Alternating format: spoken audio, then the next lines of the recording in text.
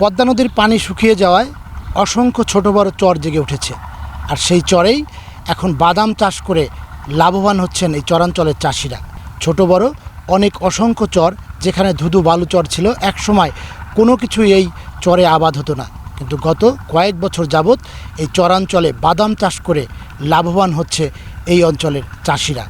বিশেষ করে কম সময় এবং খরচ দুটোই কম লাগায় এই বাদাম চাষে কিন্তু ঝুঁকছে এই চরাঞ্চলের বাসিন্দারা। শুধুমাত্র বাদাম ছিটিয়ে দেওয়ার পরেই কিন্তু এই বাদাম আবাদ শেষ। এখানে কিন্তু তেমন কোনো ঔষধ বা কীটনাশকের প্রয়োজন হয় না, শুধুমাত্র একটু পরিচর্যা করতে হয়, তাহলেই কিন্তু এই 5 মাস পরে এই বাদাম তারা ঘরে তুলতে পারে।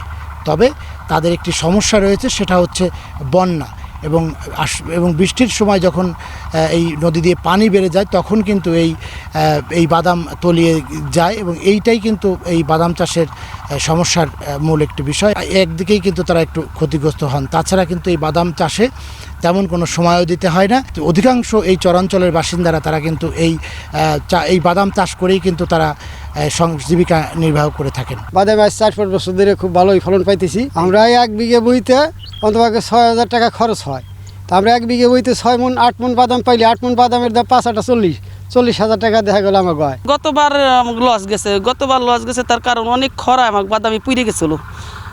আমি আর বছর 3.5 বিঘে বাদাম লাগাইছি, হে আন্দাজে পরে লাভ হয় না। আর এবার আবার 2.5 বিঘে লাগাইছি, যেটুকু হালকা হালকা মার গেছিলো, অতি টাকাতে বৃষ্টি পাইয়ে মনে করেন যেটার জন্য ভালো গেছে। বাদাম চাষ করে আমরা জমি জমা সংসার চলে, ক্ষেত খোলা কইরা আর কি বাঁচি। আগে নদী ছিল, এখন চর যাচ্ছে। আমরা বাদাম লাগাইছি, তারপরে ধান বুনছি, তিল বুনছি। ওই বাদামটা দাম উঠে গেলি আবার আমরা ওই সময় ধান কাটবো, ধানের ভিতরে কালাই বুনবো।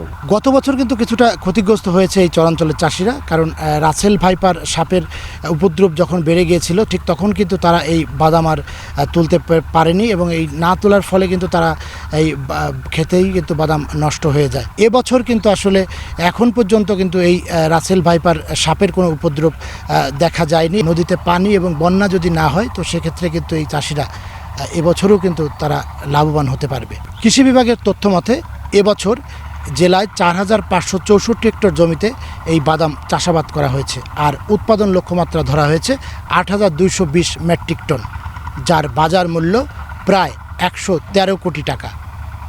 শিকদার সজল, সময় সংবাদ, ফরিদপুর।